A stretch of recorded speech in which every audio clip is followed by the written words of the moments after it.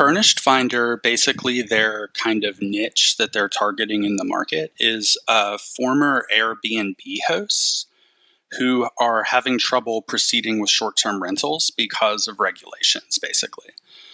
So they're kind of, they aren't really targeting like professional landlords or like people who like work exclusively in the business. Their marketing specifically says if you have like a furnished room in your basement, like you can like monetize that room as an amateur landlord, basically.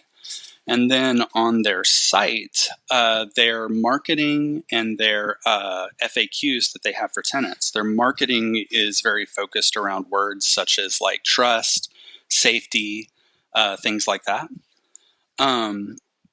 And then on the FAQ for tenants, it specifically says that if you have some sort of conflict with your landlord, you should try to work that out with the landlord first.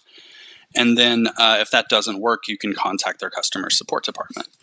So what ended up happening with me is that I have a couple of disability-related accommodations that are supposed to be confidential. Landlords aren't supposed to share those with third parties. And what happened is my landlord here shared that specific details about my disability-related accommodation, like exactly what the accommodation is, to another prospective landlord that hadn't approved me for housing yet. So I was still in the housing approval process at the time that she disclosed this. And I don't ever disclose that until after the lease is already approved, because that's what disability advocates recommend is like if you're in an interview or in a housing approval process and you don't need accommodation for that process, you shouldn't share that you might need accommodation in the future because you're just opening yourself up for potential discrimination, basically. There's nothing to gain from it. So when the new prospective landlord told me that my most recent reference had disclosed this information, I sent her an email and was like, hey, my person that I'm applying for let me know that you had disclosed this confidential information. This is why doing that is harmful. This is the impact that it could have on me. I need you to please not do that in the future. And my landlord's response was to say that to just deny it. She just lied. She said that she did no such thing, and then lashed out at me and said that I was being extremely disrespectful by asking her to not do those things. So I checked in with the prospective landlord again and asked them to confirm, and they did confirm, like by name and by address, that it was my current landlord that had done this. And so I contacted Furnished Finder based on the FAQ, which says that you can contact their customer support department for help. That was when I discovered that basically the setup that they have, that they've created for themselves, is they, even though they're working with amateur landlords like your Aunt Sally, rather than like, say, someone who does this for a living,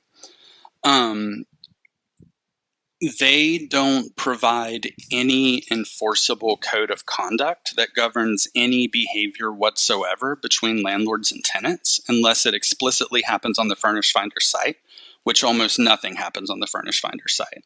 So any like problems that you have, anything like that, they're kind of burning their candles from both ends, because they tell the landlords that they aren't responsible for helping them to understand their obligations, and they have to do that completely on their own. And then if they're completely untrained landlords that have no oversight whatsoever fail in this, and someone contacts Furnished Finder about it, they tell the tenant to get a lawyer and sue them, basically, because that's the only recourse that you have for literally any situation that comes up, is to get a lawyer and try to secure a judgment against that landlord. There is no opportunity or ability to get any recourse in any other way. And since if you were dealing with like a more professional landlord and they did something that they shouldn't and they didn't respond appropriately, you could talk to their manager or like their boss, or there's like someone that's providing some sort of moderation or structure. That just doesn't exist on Furnished Finder at all. It's just the Wild West. It's just like Craigslist, basically. It sounded like they were speaking from a script. Like, kind of looking back at the conversation, I realized the person's language was very stilted and they didn't speak like naturally. So like a normal, like you, for example, just said, hey, I'm really sorry that happened. Like that is not, good, for example. But the customer service at Furnished Finder can't say that clearly. Like they aren't even able to like offer an apology that you're having a bad experience. They can only say, I can see that this is distressing for you, which is kind of a clear way to avoid like possibly admitting any responsibility or culpability in the situation that's occurred. Went through the motions like they were collecting information that they might be able to use to like do something, but then just like nothing happens with it. They're very clear that once you follow the FAQ and actually email them, that's when they tell you that anything that happens, literally anything that happens, is strictly an issue between you and the landlord. There's no recourse that you can get through them. And they told me I should gather my evidence and hire a lawyer and sue my landlord.